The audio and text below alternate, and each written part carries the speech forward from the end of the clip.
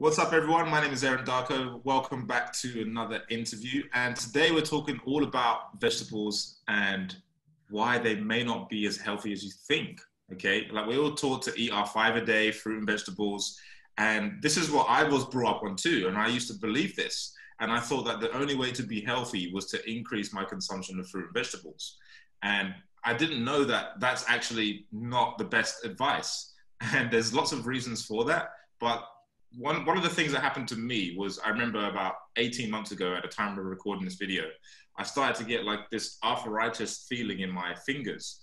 And I didn't know what was going on. I was eating lots of almonds, I was eating lots of peanuts, lots of cashew nuts, and lots of, smoothies and lots of vegetables, right?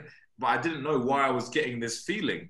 And it wasn't until I stopped eating all that stuff and started eating, protein and fat that I started to, not get this arthritis feeling in my fingers. But I didn't actually know what it was until, I started finding out about anti-nutrients in plants and how some plants don't want to be eaten, and, how different anti-nutrients affect your body adversely. And there's something called oxalates that basically, if you continue eating oxalates, that can lead to kidney stones.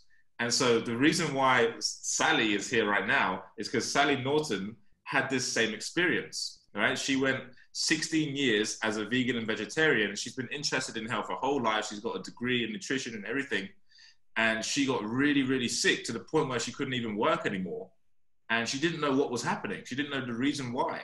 And so this is why Sally's here to educate us all on the anti-nutrients and toxins that are hidden in some of our favorite fruits and vegetables. So Sally, welcome to the show. Thank you. It's so fun to be with you. Yes. And so this is going to be an amazing, eye-opening experience for most people because we're all told to eat our 5 a day fruit and vegetables. So could you really quickly just share a little bit about your background? I know you've been in health for pretty much your whole life, right? And, that's right.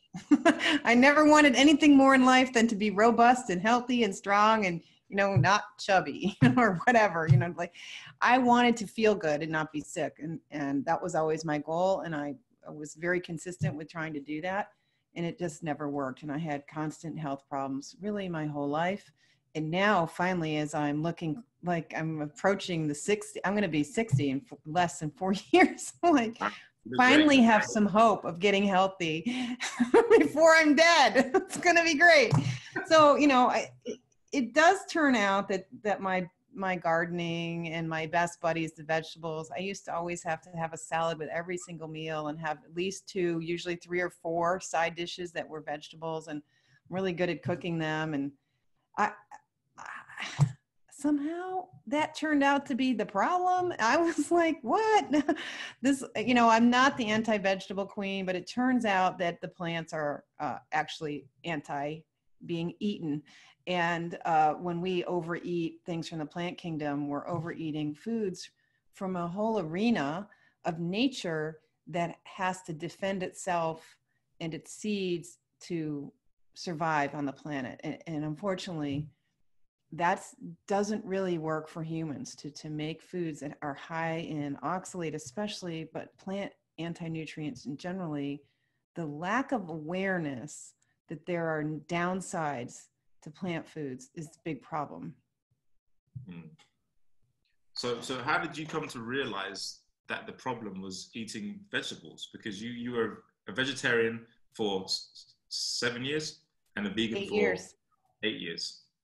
8 for each. It was 8. And then John Robbins came out with this book called Diet for a New America and convinced me that all milk is pure pus, that all cows are inflamed and you're just drinking pus, and and that eggs are going to kill you. And so I went from vegetarian to vegan. And it was really interesting because that right after I made that switch, I was going through a stressful time anyway. I got pneumonia 3 times. I started getting more and more knee arthritis. I had trouble walking up and down the stairs. And I was 26 at the time.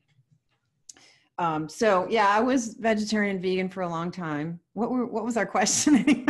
Yeah, so how did you come to realize that the problem Yeah. was vegetables? It took a long time. I'll tell you, I wasn't too swift. I mean, because I probably was having problems since I was about 12, and it probably was coming straight from my love of vegetables. I always liked vegetables as a little kid.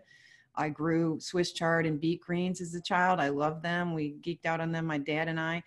So I did not put that together. I had no, even though my textbooks mentioned oxalate in two little chapters, this two little paragraphs this big, and you know, I knew it had something to do with calcium and kidney stones, and you shouldn't eat oxalate if you have a lot of kidney stones, but it didn't connect. And so what happened was I got an attack in 2009 of genital pain. Like the vulva area was burning and really hurting.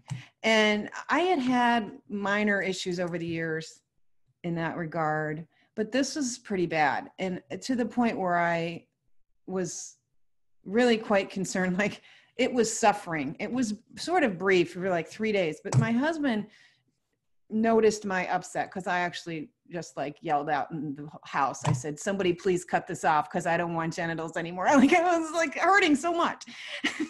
And so that freaked him out, you know, and he looked up on the internet and he found this nonprofit that has been teaching how to avoid oxalate in foods, what foods are high in them, getting tested for them to help people with this very problem. People who have it chronically, women who have vulvodynia, is this chronic burning and discomfort. They can barely sit. They can't wear underwear. They can't drive. I mean, their whole life starts to fall apart. And the things they do for those women are quite awful. So they were founded by a person and a scientist who worked together to figure out that it was oxalate causing her genital pain. And so that organization's been doing this work for 25 years. And I didn't know about them, even though they worked down the street from where I worked at UNC Hospital.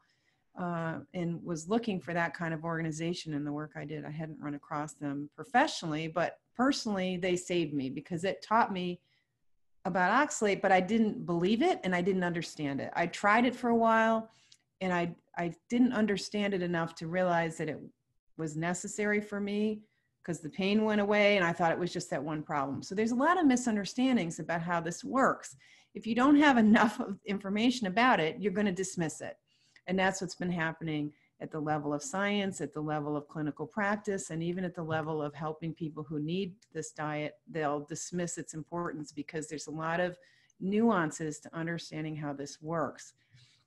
So I found out much later because I tried the diet and I didn't realize that it was related to my arthritis and my back pain and my sleep disorder, which I didn't even know I had at the time, et cetera, et cetera. And later on, when I was so disabled that I could no longer read the mail, I pretty much had to spend the day laying on the sofa. My brain was gone and my energy was gone. Any attempt to exercise would wipe me out for 4 to 5 days. It was bad. So my doctor sent me to the sleep lab, and the sleep lab showed that my brain was waking up 29 times every hour, which is like 2 minutes of sleep at a time. Like, no wonder I couldn't read anymore and had no energy and couldn't recover from fitness activities. And so I went on this mission to learn about what caused sleep disorders and found the science suggested that it was a toxicity disorder, that was neurotoxicity going on.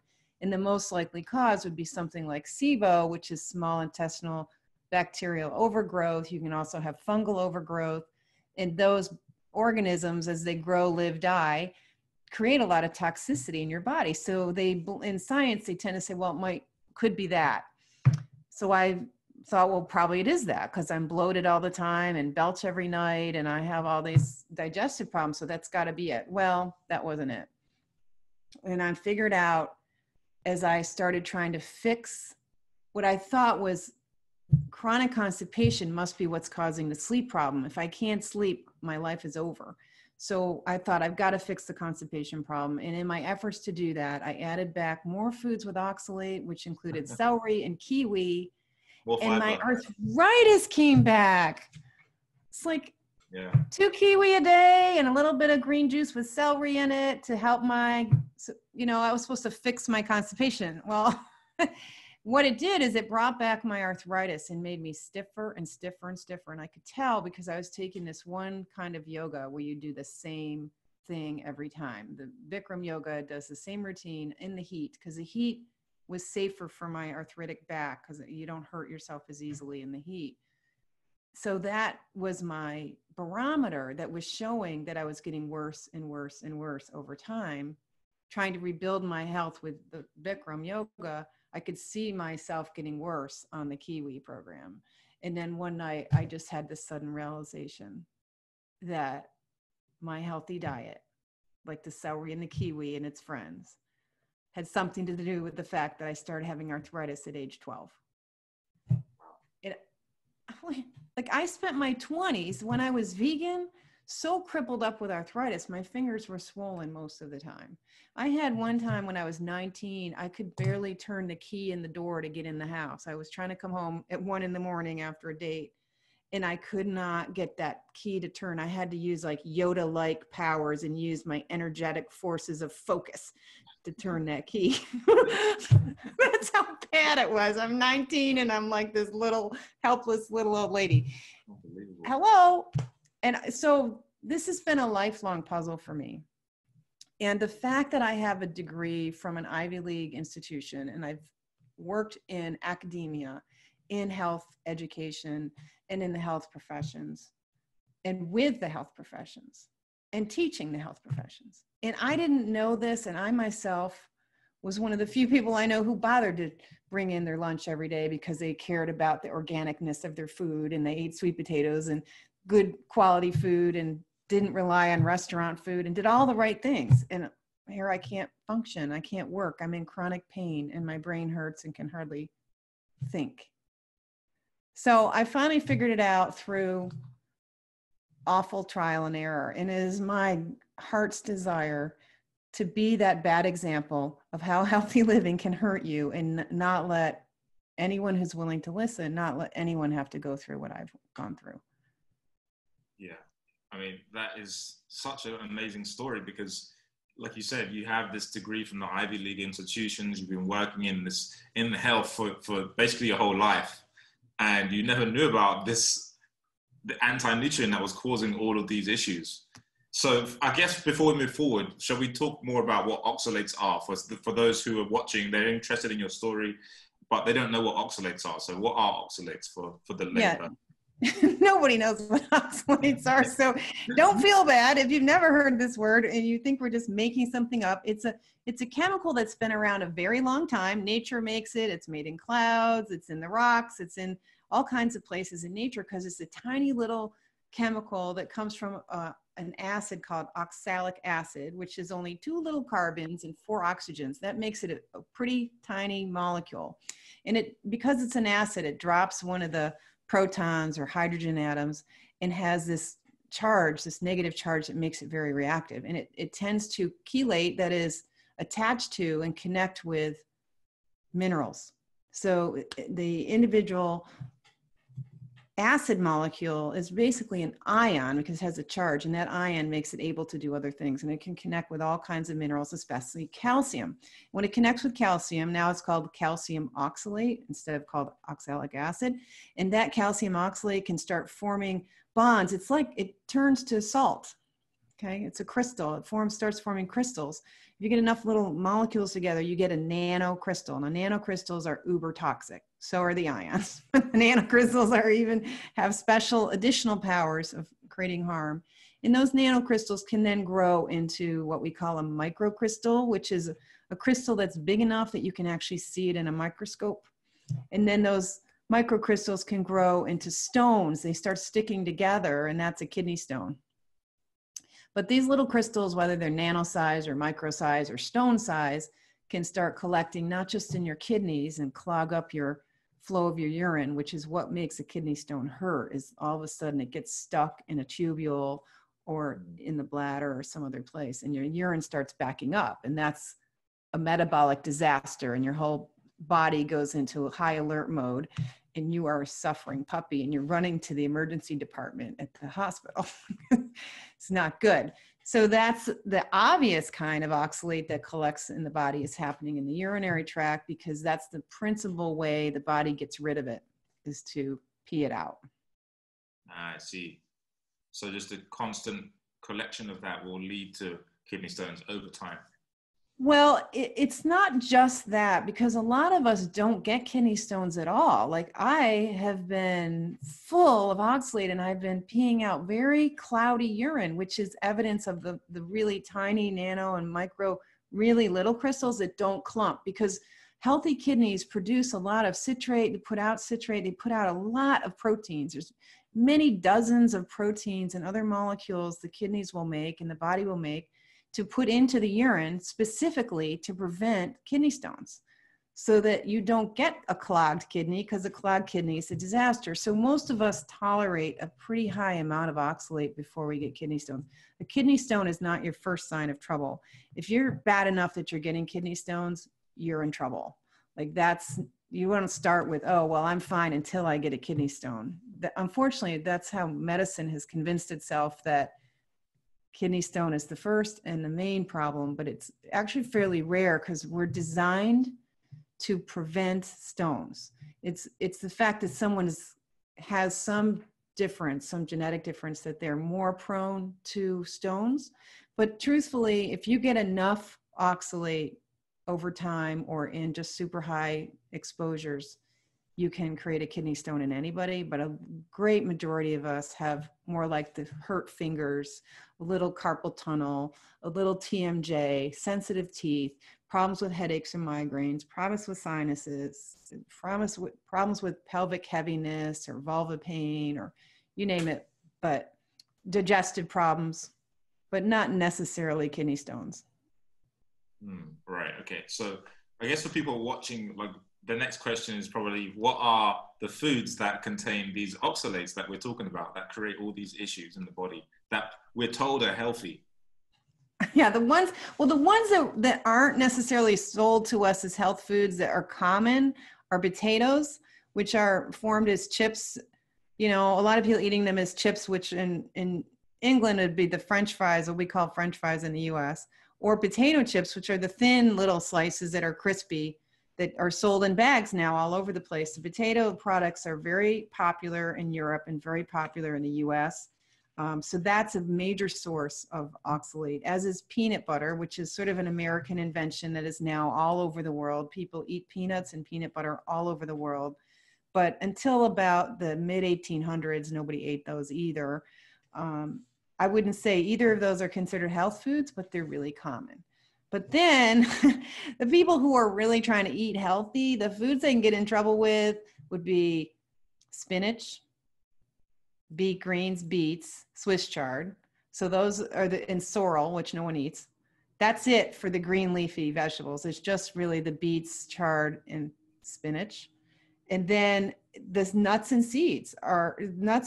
Seeds are the baby of the plant, and the plants need the oxalate as a way to store calcium. So most seeds are full of oxalate because that's what plants need it for. Then in the fruit department, blackberries, which are really praised now because they're low sugar fruit, figs, kiwi, some pears, olives are a little high, plantains have gotten very popular. They're kind of a Central American food, but the plantain chip, like, you know, for snacking on is now a big deal. Rhubarb, star fruit, that's a tropical thing. They're bad. Then beans, a lot of legumes, black beans and pinto beans, whole grains, amaranth, the fake grains like quinoa, teff. There's quite a few, but it doesn't mean there aren't plants you can eat. There are vegetables you can eat. There are a couple of seeds you can eat. But a lot of the foods we're pushing as healthy, like turmeric, is supposed to be so great, is as a whole root pretty high in oxalate. So there's a number of them out there. There's plenty of alternatives to those things. But yeah, people don't want to hear that spinach and turmeric could be a problem.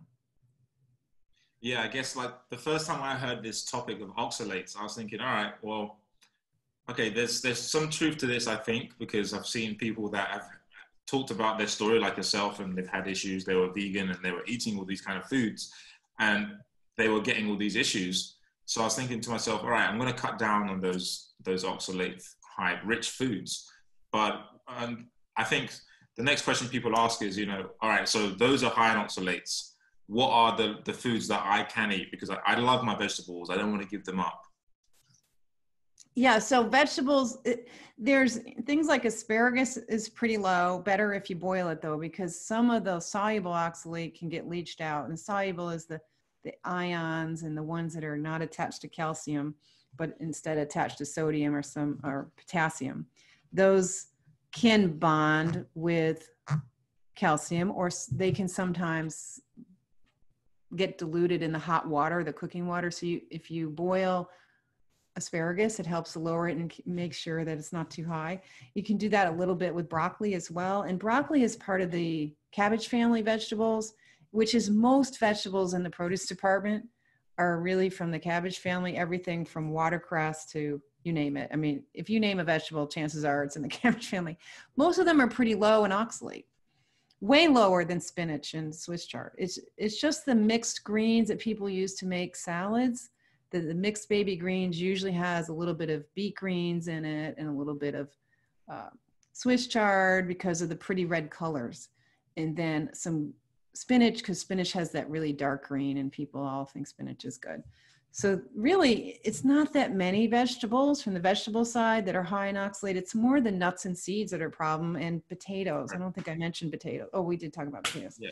It's late here. Your morning. It's the end of the week. My brain is struggling. But there's some fruits. There's several fruits that are perfectly fine to eat, and there are green peas and yellow split peas, and there's mung beans. There are choices. If you need to eat a lot of these plant foods, there are certainly alternatives, but you also want to be aware of plant anti-nutrients and know how to prepare them. Just like the idea of doing some boiling with your asparagus, same with like the peas and beans, knowing how to soak them and how to properly prepare them is all part of converting food to something that's safe to eat. Right. And whilst we're on the topic of oxalates, but there's also other anti-nutrients, like, for example, nuts and seeds have phytic acid. So is that something you also talk about? Yes, because phytates is another gut irritant, and it's a problem with mineral absorption. This is another one thing we didn't get into too much, but because oxalate's a chelator that grabs minerals, it reduces how much minerals that would be in your food if you measured it and looked it up in the tables, but actually you can't use because it's bond to oxalate or becomes bonded to oxalate. Same with phytic acid, does the same thing. It chelates minerals and makes them hard to use. You can't use them nutritionally. So it's stealing minerals from your food. So phytates, that's an easy one because phytic acid gets converted with soaking. So if you soak your rice and your grains and your beans for a minimum of 24 hours, you activate them in a way that lowers the phytic acid content. Now, lectins are another plant anti-nutrient.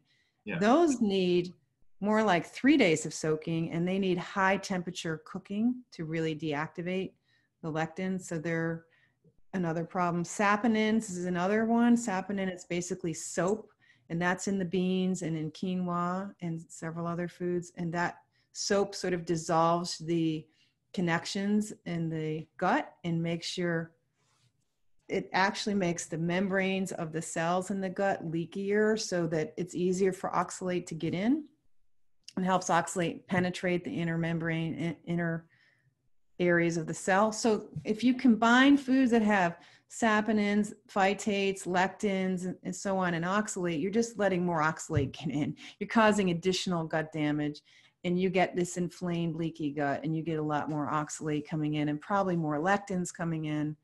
In fact, we know that saponins and lectins help lectins enter the body, and lectins are tremendously large proteins, whereas oxalate is this tiny, tiny molecule. And so overall, a lot of these beans and grains are delivering an awful lot of a kick to the gut. And I think that's why paleo and many of these movements have asked people to get off beans and grains And the reason it works so well is because they're lowering the amount of these anti-nutrients as a whole. Mm.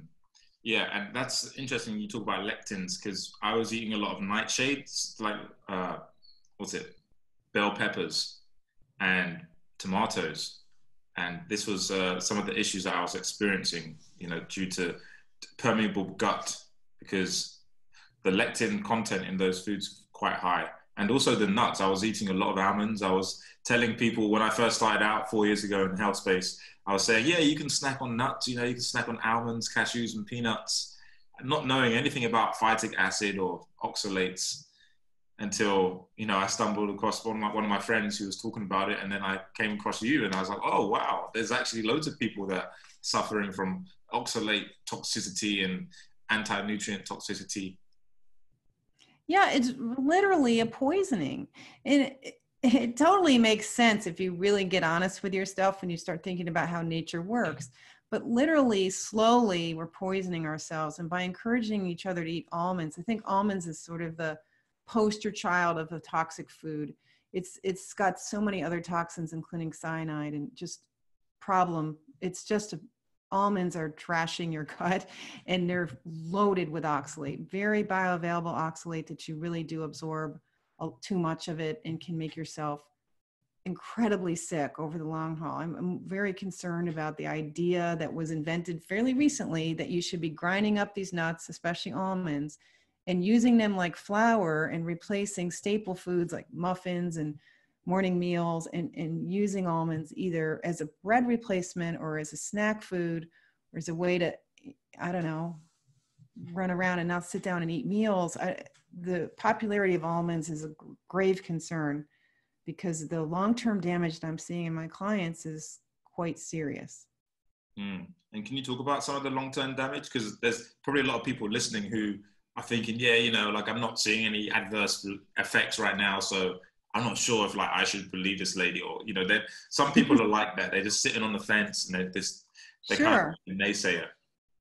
Yeah, because if it's not already popular, then why would you believe it? People want to believe what everyone else believes. We're kind of sheep, we want to believe the big story that everyone's buying into. And so whatever's the popular notion of the day, you and I myself, I needed the science. For me, it has to be logical. I have all this training, so all the biases in my training and science and so on, and the work I've done, I just couldn't make sense of it initially. And that's why I went away from it. So it's perfectly fine for people to be skeptical and be reserved.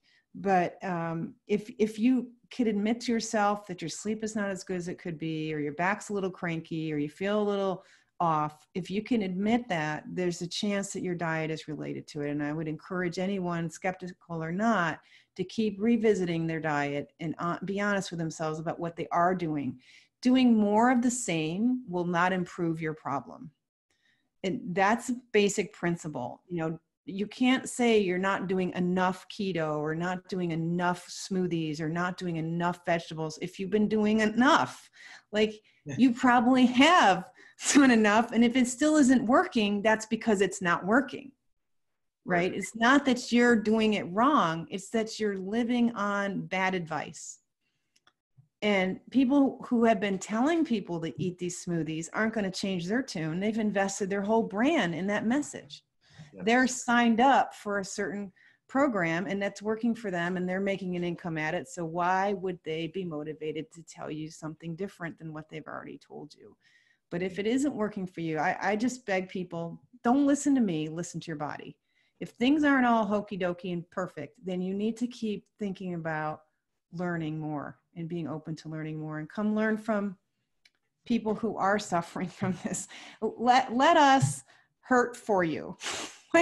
Let our mistakes learn from. I love vicarious learning. I'd much rather someone else walk through a puddle and find out if it's actually a deep lake that's going to swallow me or not, and let them go first. But that doesn't mean that you should stay with the program that isn't working. You should keep an open mind if you're serious about your own well-being. It shouldn't be about other people's approval. It should be about your well-being. And so you should put that ahead of wanting to join a group or belong to whatever you want to call it, whoever you're following for advice, there's some kind of identification that people tend to do with their diet and lifestyle. They sort of join, like joining a church. And so they're now this kind of eater, and they sign up and they start identifying with it. And so I think that's where a lot of the resistance to learning more comes from. And an awful lot of people who are in a position to give advice or are doing so are saying, oh, oxalates aren't a thing, without actually doing the science and not even reading the science I've put together for them, or, doing some true investigation. They're ready to tell you, oh, that's not really a thing. And that's because they can come up with a study or two that says it's not, as if everything in science was handed to us by Moses, when in fact we know science keeps messing up left and right and keeps changing its mind. And they too live in a world, because I'm from the world of research, public health research and health research in general. And I know how to write a research study and put that together. I know how to submit a research grant. I know how to administer research. And I can tell you that in order to get funded, you have to basically, in your proposal for research, you have to say, yeah, the guy who's reviewing my grant, whoever you are, I love your work. You were great. I'm just going to tweak what you did and improve it just a little bit. I'm not going to prove you wrong. Because how would if I was a reviewer on a grant, I'm not going to approve someone who's going to upset everything I did in my career. But I'm the one, as the senior one in the field, who's going to review that grant to decide if you deserve federal money of, at least $500,000 a year for 5 years. So the whole system is cockeyed towards maintaining the biases and the probably wrong conclusions in the way we're pushing science. And the other thing we're doing with science right now is that we have to say, oh, this could become a product. Like it has to be, you can't even justify science for the sake of knowledge anymore, which is where we really need to be. You have to justify science because it'll allow us to produce a drug or an intervention, or for sure get to the solution to some big problem, when we don't know enough about how biology works to say that we're going to just invent a new drug or whatever and fix the problem. Like right now, it's very popular in science to say, well, the immune system's getting out of hand, so let's figure out how to turn off the immune system. Right. Not let's figure out what's causing the immune system to get out of hand. Right. And that's the real difference, because oxalate is one of those things. It's a major, probably the biggest thing that's going to help you become someone who has an autoimmune disease, someone who has chronic inflammation and chronic problems. It also, the damage oxalate's doing to us is very intimate, because it gets to the cell membranes.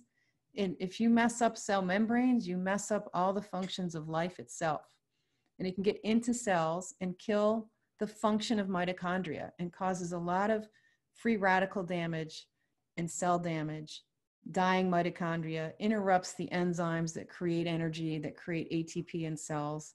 It can interfere with the enzymes that create muscle glycogen and liver glycogen. So, if you're pooping out, say on a keto diet or a full carnivore diet and don't do any carbs at all, and you're starting to get leg cramps and lack of endurance and times where you crash, that could be a sign that you've got oxalates interfering with the production of muscle glycogen. And that's why you're getting the cramps, because you probably have had enough nuts, seeds, spinach, potatoes, and who knows what else, that you may have some accumulation of oxalate in your tissues. And that's where we get a chronic problem, because if you've accumulated oxalate from eating it for so many years, and now you stop eating it, some of the immediate effects of eating it get better, and you get a little bit better for a while, but then you still have the problem inside your body. It's collected in your bones, in your thyroid gland, in your tendons, in your tissues. And once you quit eating it, now your body has to go dig it out. That takes inflammation. The immune system comes in to help dig it out. You have to break it down into these ions and nanocrystals that are very toxic, which adds more inflammation, to put it back out in the bloodstream, which raises the inflammation in the bloodstream and affects the immune cells all over again, because their mitochondria get damaged as well. And then it has to go through the kidneys and stress your kidneys. So you end up with energy problems at the cell level, mitochondrial insufficiency, energy insufficiency, you end up with vascular inflammation, you end up with flagging glands, especially the thyroid gland, and you end up with kidney stress. You could stop the almond bread now, but you might have to pay a price for the previous almond bread that you ate before, because now you're carrying this same poison in your body. And that's where my real concern is with getting the message out. If you could avoid collecting oxalate in your tissues, you could avoid a lot of heartache. So that is super interesting, how you can stop eating oxalate-rich foods but still have the symptoms. How long after? So let's say I stop eating oxalates today. How long will it take? I know it kind of depends, but just give a ballpark figure. How long will it take me to heal from my damage that I've done up until today of eating lots of oxalate-rich foods? You know, I wish we had a really solid answer for that. And the general answer is it could be a decade. Wow. Okay. That's the big answer. Now, the short term, the other answer is that we're all snowflakes. Every person's story, especially with oxalate, is incredibly unique. And it depends a lot on how good the exit routes in your body are. If your kidneys are great and they're able to kick out a lot of oxalate and you can see cloudy urine coming out, that's a sign you're able to pee out crystals. If you never see cloudy urine, then you may have a problem with your kidney function. And it may take a year or two just to get your kidneys well enough that now you can fix the tendons, fix the tendons around your elbow that are full of oxalate, and then you'll get a little tendonitis in the elbow next year or 2 years from now after you quit the oxalate that might come back. And if your immune system is healthy, when that goes on, it should be short term, like a week or two. And then the immune system will go, well, it'll try to eat the crystals and it'll try to do this work. And if it can't, it should shut itself off. If your immune system is just chronically turned on, you could end up with long-term chronic inflammation that could cause a lot of brain fog, a lot of mood problems, where you get sort of chronically kind of in a funk of all kinds, physical and mental function funk, even physical coordination. You could end up with a condition, sort of fibromyalgia condition, where you have muscle fibers that are damaged. And I'm still struggling with that, where too much exercise is easy to do. Like, I can barely do a lot of exercise now. Luckily, I know how to eat, where I have a lot of good muscle tone. I don't have a lot of sub-Q fat. I have solid, decent sized muscles, because I can do that with a high meat diet and high protein diet. But I don't do it from lifting metal. I have done enough damage to my muscles and to my energy system that I'm not quite there yet. But I'm almost 7 years on the diet. I'm just now arriving to a place where I feel like the worst of it is mostly over. Mostly over. Wow. So 7 years of being oxalate free and dumping oxalates for 7 years. That's right. That's wow. right. Okay. Wow. So sorry?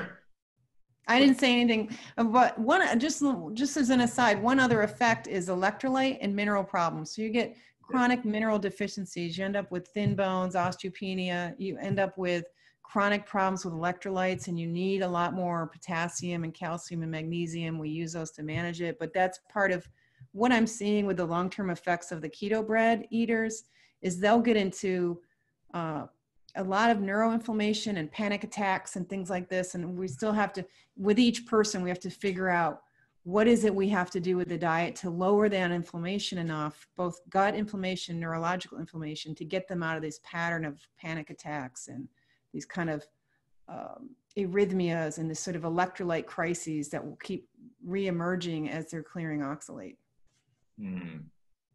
Right. So what are you eating then these days?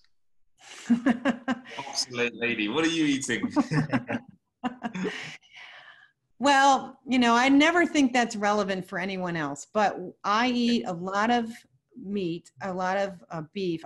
For about 15 years now, I buy my animals mostly from local farmers, in a quarter cow, half cow, fill my freezer with a half a pig, a whole pig. So I eat a lot of beef and pork. And Oxalate has helped me develop an allergy to things with feathers and 3 kinds of fish. And so my seafood is limited to canned anchovies, canned sardines, and shrimp and scallops, but I do eat them at least 2 or 3 times a week. I'll have one of those.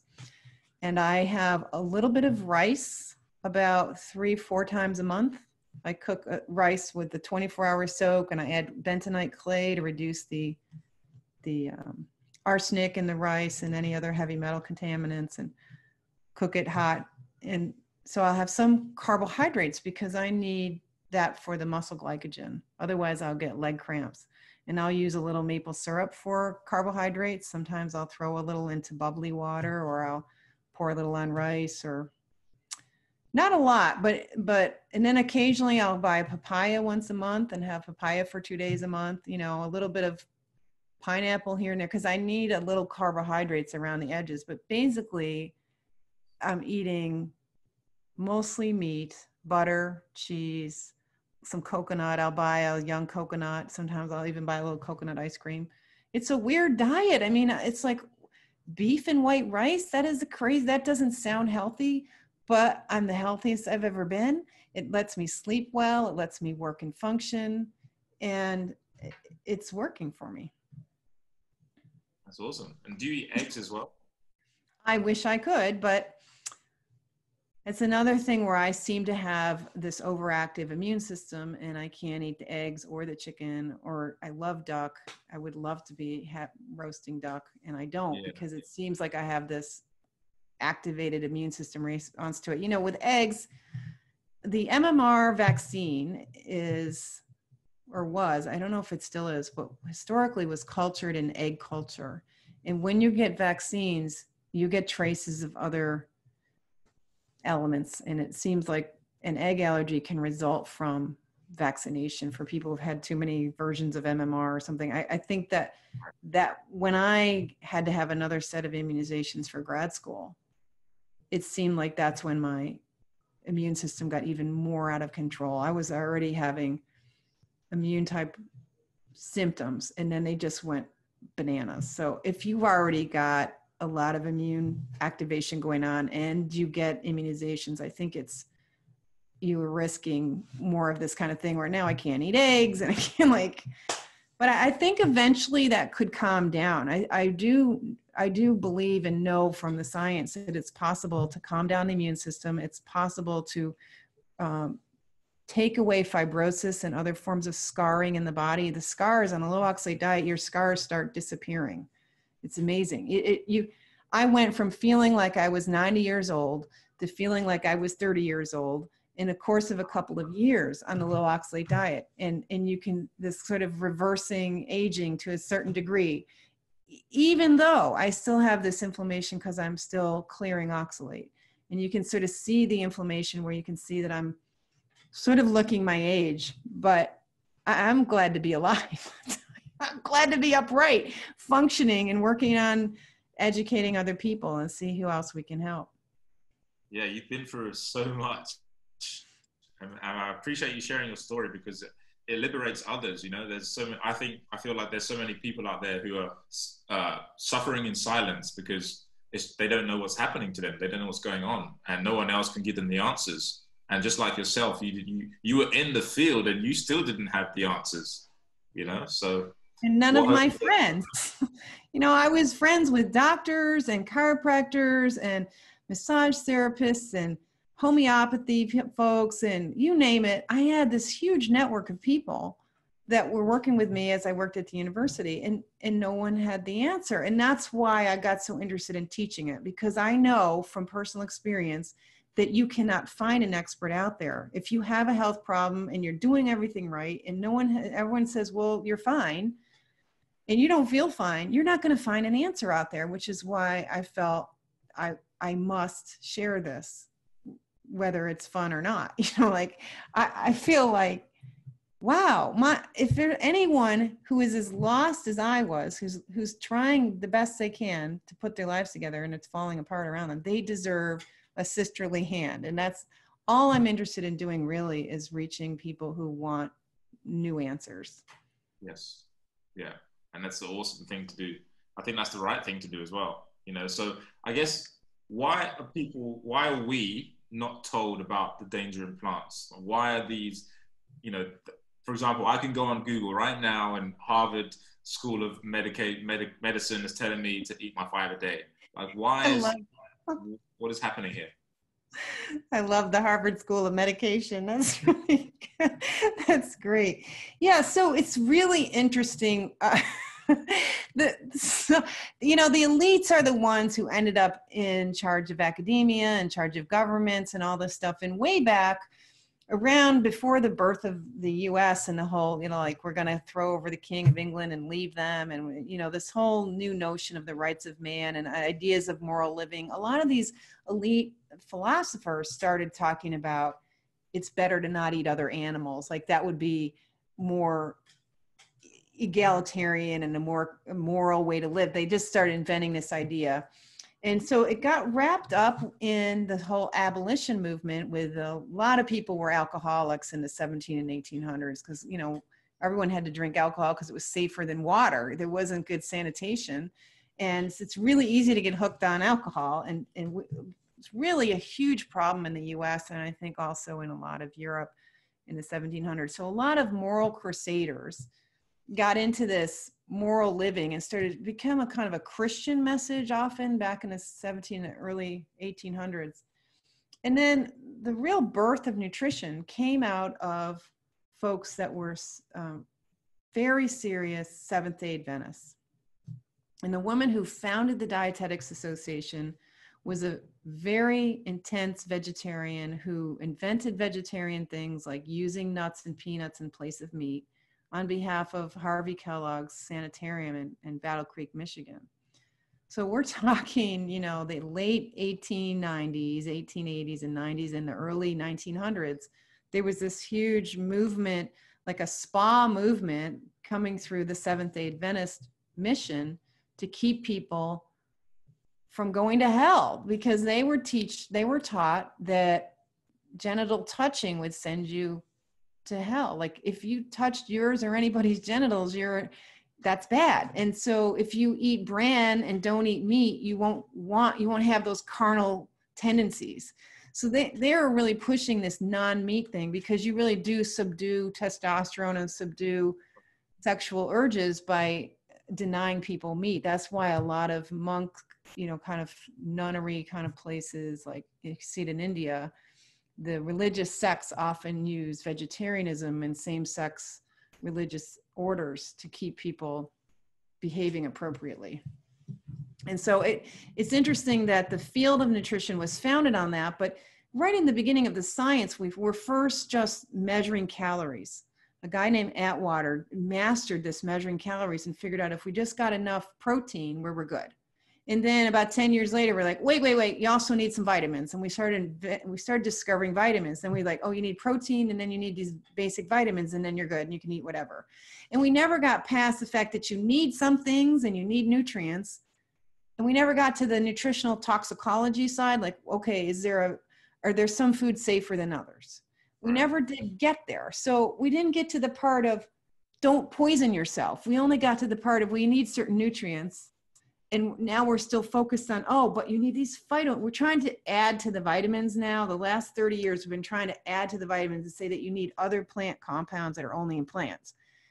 To like justify this plant-centric worldview that we've had for a couple hundred years. And nobody seems to want to put any attention onto the toxicology side. And toxicology, if you're a toxicologist go to school and get a PhD in toxicology, your job is going to be working for a pharmaceutical company. You're not going to be out proving that spinach is bad for you, that there isn't jobs in that, but there's plenty of good paying jobs at pharmaceutical companies. And that's where the talent goes in modern life for toxicologists. There really isn't a strong field of nutritional toxicology yet. If there was one, I wish I could go back in time and do that instead. Right. So I don't know if that answers your question, but we're really hung up on this religion that plants are so great and eating animals is somehow bad for us and bad for everything. And that is a story that several people who come from an ideological point of view, whether it's Seventh-day Adventists or some other, meaning well, thinking it's good for the planet or good to not eat animals because they love animals, have been putting this out as if it's science without really having science to really back them up. It's very easy to lie with statistics and play with science and make your case. And that has stuck. That works in our culture of loving pets and loving animals. That has worked to say plants are so great for us. And it really works for an economy that's built on consumerism and going back to the store routinely. To really feature that fresh produce department is a good reason to get people to come back in the stores on a routine basis, and keep that traffic high. We built a whole interstate highway system here in the US that one of its major jobs is to bring refrigerated foods from the coast, especially from California, from Mexico, from the shipping ports in Virginia and so on, and bring in those fresh foods to keep the grocery business thriving. There's a lot of economic productivity that comes from wanting to create plants and fresh produce as a part of what we do economically. I think that's all fed into the message that you need vegetables kind of unawarely, where you get funding from industry that wants to see things like 5 a day and these messages succeed because they have a vested interest in it. So you don't see the behind the scenes kind of financial and cultural supports that go into these messages. And then people who are claiming it's about nutrition don't really realize where it's all coming from. Yeah, I think it's crazy also because, you know, we talk about the standard American diet and how some people, there's a lot of people that I know personally who they come from like eating a lot of processed food, lots of refined carbs, and they go to switch to a vegan diet and they see a lot of change in that transition. But the change is not because they're going to a vegan diet, it's because they stopped eating the processed food, right? So they're eating whole food, so they're seeing positive changes, but then also after, you know, 2, 3, 4, 5 years, they start noticing the adverse effects of doing that. And so I think it's interesting for people to understand how you can eat the processed food and then you can stop eating it and eat the whole food, the food that we're told is healthy. And then there's another step after that, which is what we're talking about, which is that healthy food. Maybe there's some foods in there, like the almonds, like the turmeric, like the spinach, that are not so healthy, that are causing these issues that you're going to experience like 3, 4, 5 years in the future. Yeah, and I think there's a lot to explore in that, because when you're eating white bread and bologna or whatever, you know, standard food, that's the calories in that are pretty accessible because there's not a lot of fiber in the way. There's not a lot of phytates and lectins and not a lot of damaging chemicals in that. Really, it's simpler.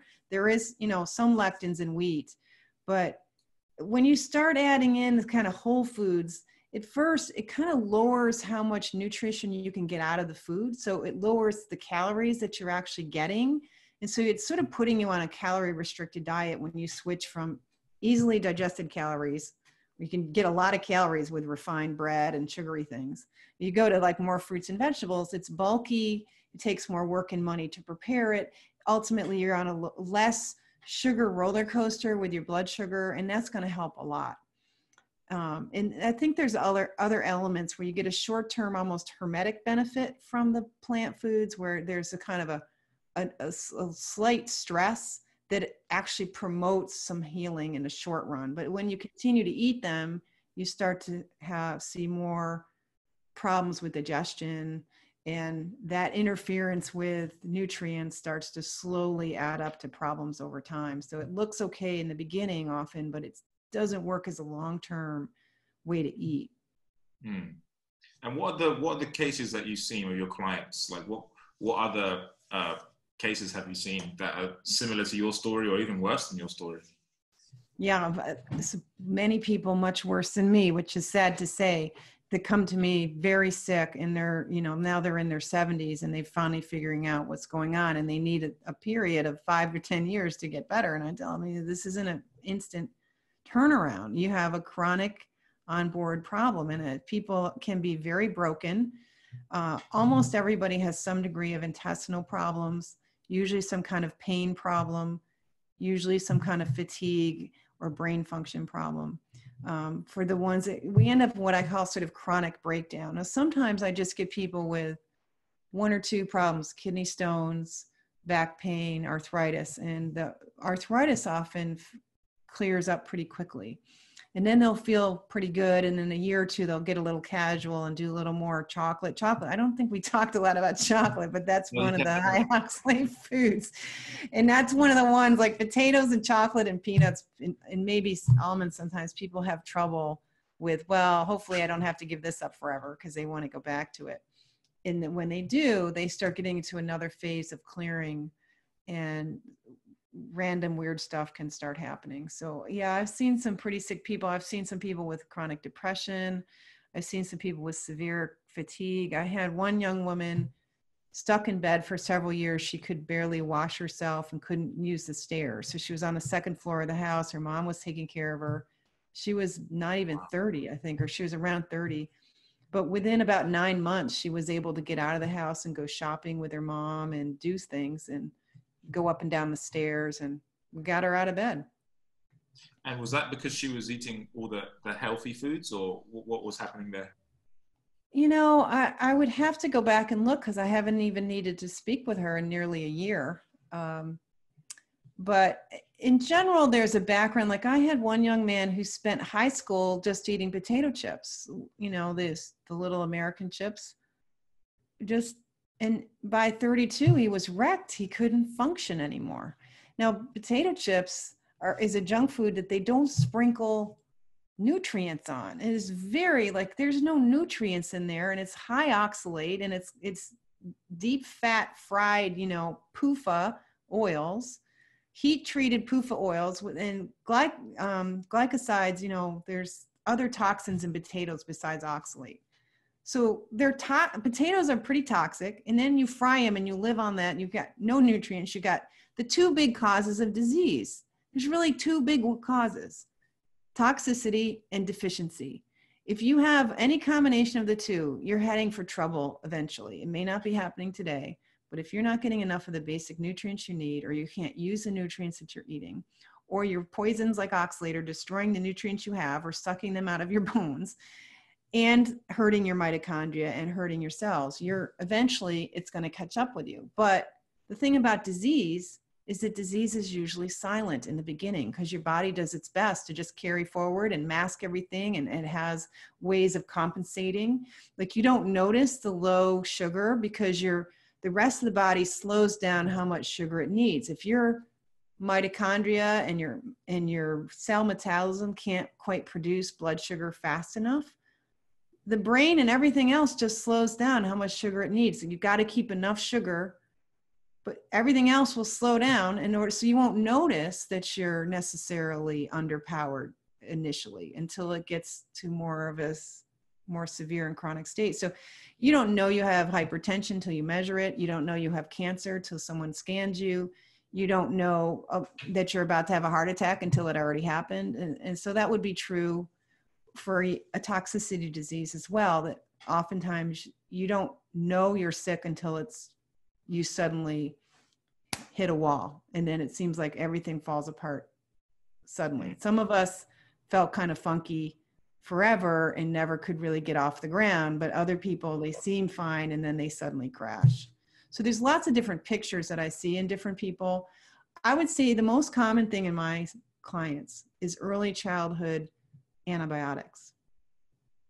If you've been given antibiotics, had your tonsils out or something like that as a small child, your odds of getting into trouble with toxicity seem to be much higher. Wow. So that involves the pill as well in women. Yeah. The control pill. Yeah. And actually, medications in general decay the function of the intestinal tract, the kidneys, and the liver. Every single drug we take, whether it's over the counter for sniffles or allergies or whatever, or prescription, all of them erode the functioning of the kidneys. And once you have stressed out kidneys, you're going to have harder and harder time if you have a high oxalate diet and you've used a lot of medications, or you're using them simultaneously. That just increases the potential for loss of function in these critical organs. Yeah, and I always say, like, the antibiotics just ruins your gut health. It's just horrible. It's hard to ever get it back. Yeah. that's the thing. It's going to cause dysbiosis, and we don't have a way to truly fix that. Even fecal transplant doesn't always work, and that's a difficult process to succeed with. Some people get a little better on that, but it's pretty big deal to wipe out your microbiome. Mm. That's why I like bone broth. What do you think about bone broth? Well, that was something that allowed me to put back my height. During my vegan years, I shrank 1.5 inches on vegan living. Wow. So when I quit that, I started making bone broth, and I put a good inch back on within 5 years of using bone broth. So Awesome. I'm a fan of bone broth, but you could overdo that too, because too much of those amino acids that's in bone broth, the collagen amino acids, can become oxalate in the body. So you have to be careful to not think of it. We always think more is better. No, probably half a cup a day is probably enough to get the health benefits without getting yourself into trouble with the oxalate side of it. So you're saying collagen turns into oxalate? Yep, and excess. Those amino acids get converted to some degree or another. And of course, the science is a little vague, but one of the experts in it suggested about 7 grams, which is about a tablespoon of collagen powder, is enough to produce quite a bit of oxalate in the body. In research studies, that's how they turn rats into high oxalate rats, is they give them gelatin. And that's how they study the oxalate problem, is they feed them gelatin. Right. Either that or ethylene glycol, which is antifreeze. You can kill somebody with that because it turns into oxalate in the body, and they use that in the water of the rats to create high oxalate in the body. They can also use vitamin C. Vitamin C, excess vitamin C turns into oxalate as well. Wow, excess. So this is interesting. So there's a lot of people who, I mean, at the time recording this is like still in the coronavirus era. And there's a lot of people who are supplementing like crazy with the vitamin C, and they're doing like 1,000 to 2,000 to 3,000 milligrams a day of vitamin C tablets. So is that excess, would you say? What's the correct amount of vitamin C? 250 milligrams a day. Yeah. And you could probably do even with less and be fine. Depends on your diet. I think if you're really high carb diet, you probably need more vitamin C than you do on a no carb diet.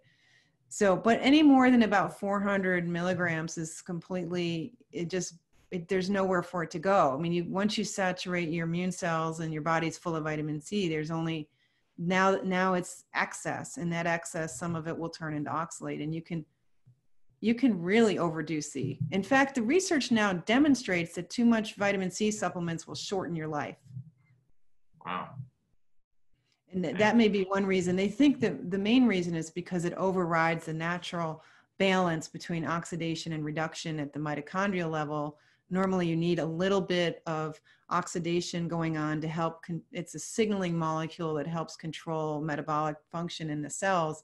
And if you just interfere by overwashing antioxidants with supplements with C and E, you obliterate that balance, and it upsets the body's own self-regulation, and you just kind of destroy the basic wisdom of how the cells work by flooding them with something they don't need.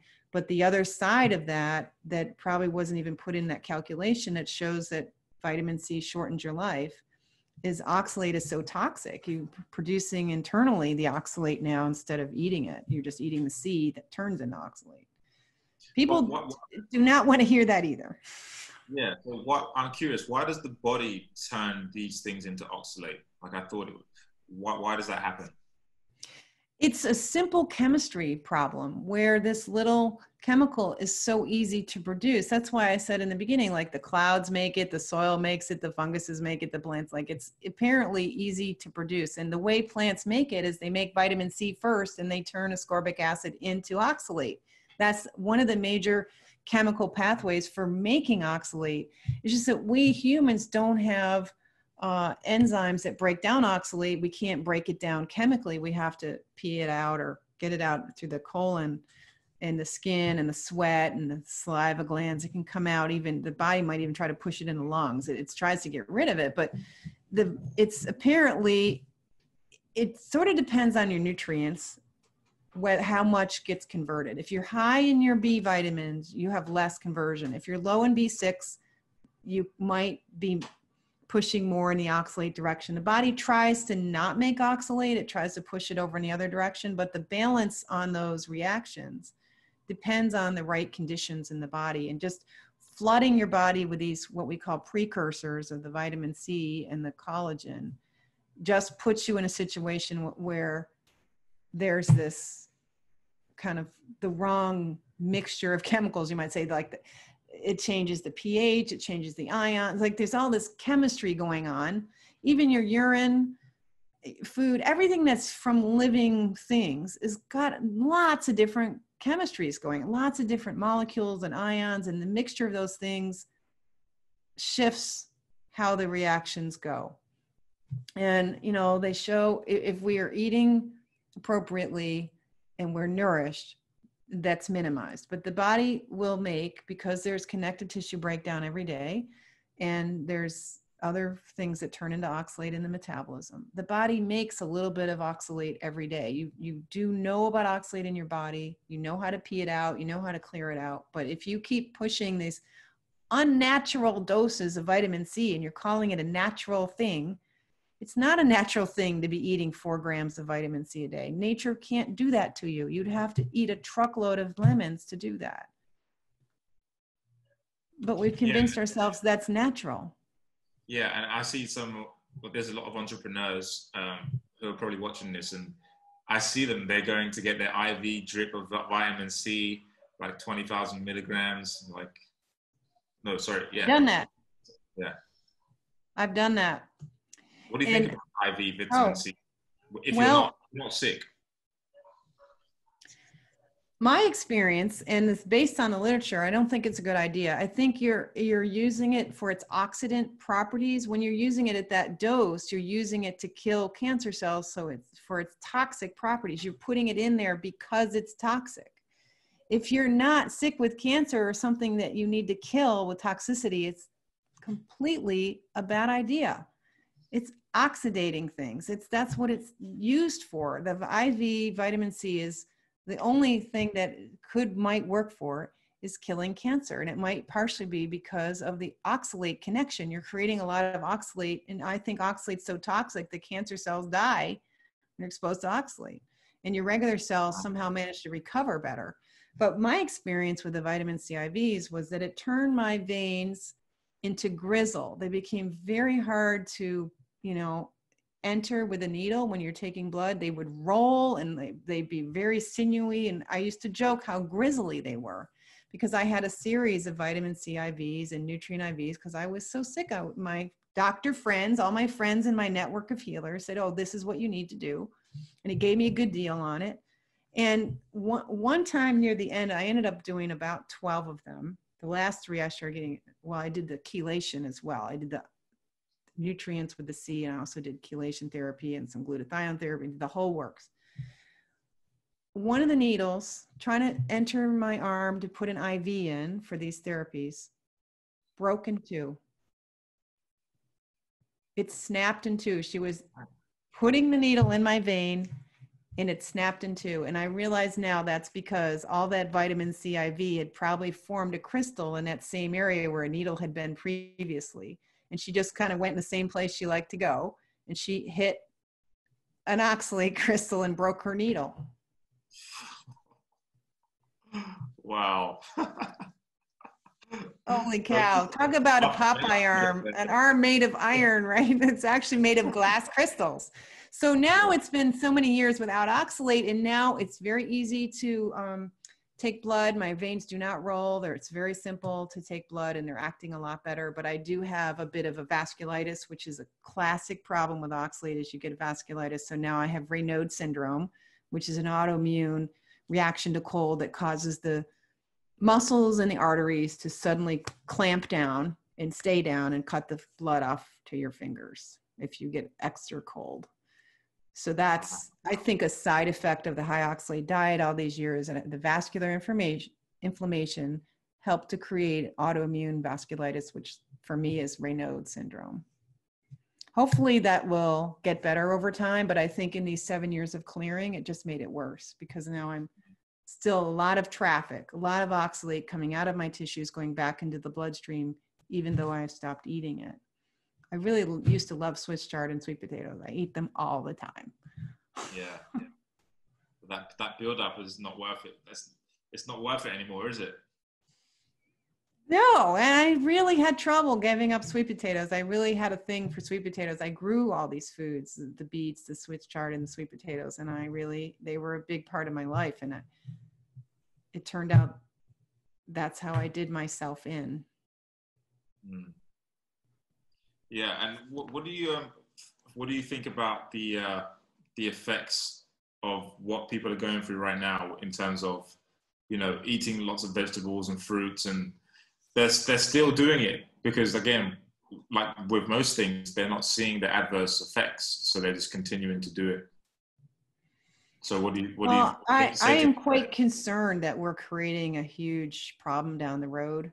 That it's like and I wrote about this in my last seasonality article. I feel like we created a diabetes epidemic by promoting a low-fat diet, and everybody agreed that we had to be low-fat, and we invented all these high-sugar, low-fat foods, and now we have a big problem with obesity worldwide.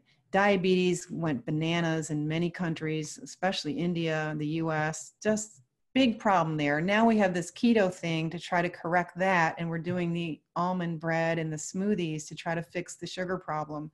And I feel like we're going from one bad solution to the next. I don't think going away from our natural diet into keto bread and spinach smoothies and high vitamin C is moving us in a direction that's going to work in the long run. It's not. I'm here to tell you, it didn't work. Right. Yeah. And so what do you think is the overall solution then? Actually, before I ask that question, I want to just touch on this again because I feel like it's really important to grasp. So we are brought up to believe that plants and fruits and vegetables, like they are the main source of nutrients, right? Like that's literally a belief that a lot of people think. They're like, oh yeah, I shouldn't eat meat, but I should really focus on eating more plants and more vegetables. So more fruits and vegetables. And that's where I'm going to improve my health by doing those things. So we're not really told that animal nutrition is the king of the kingdom, so to speak. So, do you think that's going to change that narrative? Boy, it's unlikely because the profit is in the other message. And anytime you look up on the internet, everybody, and of course now the internet controls who you get to, when you do a search, certain sites will come up and certain sites won't. So you're going to hear this one mainstream message, which is everywhere. And everyone's trying to confirm the same echo chamber, whether they're writing research studies, whether they're writing research reports and publishing in the medical literature, or their consumer information website. Everybody's on page. They're on step. They're marching in that same parade that says this is what's true.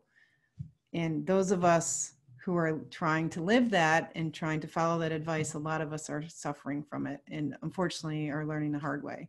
But if you are open to experimentation, you need to learn more about oxalate to know how to conduct the experiment to tell if you can tell the difference without them or not. Because unfortunately, sometimes with the oxalate clearing, you end up with these resurgences of your old problems, or even new things will emerge and you'll be like, well, this isn't working. I feel like garbage, or this is now my skin's breaking out, or this is, and you think that's bad. And the truth is healing sometimes looks kind of awful and sometimes doesn't feel too good either. It's kind of like 2 weeks after your surgery, you still kind of feel bummed out because you're in the healing mode for those 2 to 6 to 10 weeks after a major surgery. There's this period where you feel awful. And it's not because they're doing surgery every day for 6 weeks. It's because your body is now fixing everything. So as you're in fix-it mode, sometimes you don't feel good. So it's tricky to do the experiment. Well, I'll try life without chocolate and sweet potatoes and see if it works, because it might work for 3 days until your body goes, oh, cool, now I can get rid of, so there's that piece to learn. So it's a little even hard to teach yourself and experiment on yourself without some guidance. So I would suggest if someone is curious to try it out, that you keep learning, keep reading about it, read some of the stuff on my website, because the mainstream story still isn't getting it right. It wasn't right when we did the low fat, and it isn't right to think that you should pile on more and more vegetables and that's going to fix all your problems, because the truth is all that fiber and all those anti-nutrients are getting in the way of you actually getting nutrients out of those foods. And we at least learn how to soak beans and how to cook them properly, at least minimize some of the phytic acid and the lectins. But with oxalate, there's not a lot you can do other than know that spinach shouldn't be a daily thing, and high oxalate food should be seriously reduced, if not completely eliminated. Absolutely. And so what's your solution then?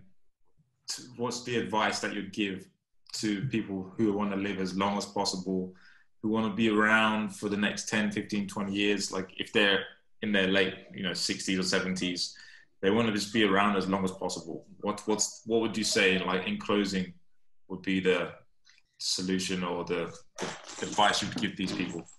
Well, if I were going to focus like on 4 things, the first 2 are a pair of twins that have to come together. One is don't poison yourself. Even if the poisons come from nature. Nature needs poisons in order to function. And don't be undernourished, don't be malnourished. And don't justify the poison because the food supposedly has a nutrient in it. That it needs to be a nutrient without the poison. So if you can do both together, avoid the poisons and get nourished, you're going to end up eating more animal foods. And that's the only place you're going to go, because the animal foods are inherently not toxic to us because they're made of the same stuff we're made of, right? And then, stay focused on peace of mind. Every day, just choose peace of mind is your key goal to get done today. Don't let yourself get too wrapped up in the dramas and the stresses around you, whether they're international events or whether it's your neighbor's lousy dog. Whatever it is, go for peace of mind. And then the third one is when you use your body and move around a lot, do that, but do it with kindness. Don't beat yourself to a pulp with your fitness program. Have recovery days. Have days where you are lazy. Like, do stay in motion. Don't sit like a toadstool, but don't kill yourself on exercise. Because if your diet's right, your body shape will start being right too. Yeah, that's a really good point you touched on there, because I know a lot, like my mum's a cyclist, and a lot of her buddies, they're very fit, but they're still overweight and their weight's not budging. And so that tells me there's a hormonal issue there. Their, nutrition is off. But yeah, there's a lot of people like that. They're very active, but they're just not healthy. Yep. The right nutrition and the just other things. The not poisoning yourself can go beyond food, way beyond food. And we need to think about that as a race on the planet. How much EMFs can we take? How much pesticides can we take? How much exhaust from the buses and cars on the roads can we really take? And how much do we want to have to take? Like, when are we going to choose a non-toxic world? Absolutely. Yeah, I think that's a great note to end on. I guess the last question is, what impact do you want to have on the world? Like, how do you want to be remembered? Well, first of all, in individual lives, if someone is suffering, I want to find you. I want to help you somehow. So I'm hoping I can reach people who are suffering. And I would like us to join forces and create a movement to build awareness of plant toxins, specifically oxalates. And I'd like to see the direction of research in oxalate change so that we get out of the kidneys and we really take seriously the immediate effects when you're drinking a spinach smoothie and what it's wiping out your immune cells and what it's doing right there in your gut. I want to see more research on that. And I want to be in a position to help educate providers of health services so that they're in a position to notice this in their patients, so more and more people can get help. Absolutely. I love that message because it's so needed. There's so many people who are suffering, and it takes people like you, Sally, to stand up and fight a good fight. So it's amazing. And thank you for doing this interview. And I appreciate it. And I hope this helps someone get out of their suffering. So, well, I'm Sally, glad your fingers don't hurt. yeah, good now. So where Maybe can so go ahead. this will be the new Oxalate wave. Look, Mom, no pain. Yeah. And so where can people find out more about you, Sally?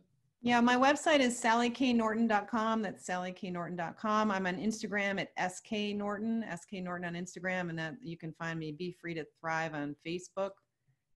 That's about it. And you can write to me if you have a real need for something at help@sallyknorton.com. Yeah, awesome. And I would say, guys, like, don't be afraid to ask for help. So if you're watching this and you're suffering, don't be afraid to message Sally and just talk about what you've been going through, because she's been in this space for her whole life and she's had so many issues. She's got so many success stories about, you know, oxalate toxicity. And I love what you said about toxicity and deficiency. Like, those are the two things that create disease. That's very easy for people to understand. If we get down to it, it is easy. We just complicated it a lot. Yeah, that's right. And I guess the complication comes from believing all the programming we're told about nutrition. That's a hard one to deal with. And that's where this journey makes you a much stronger grown-up. It makes you really lean back on your own life experience and go for your own goals and be that focused on your life that you don't need to be in a club. Yeah, absolutely.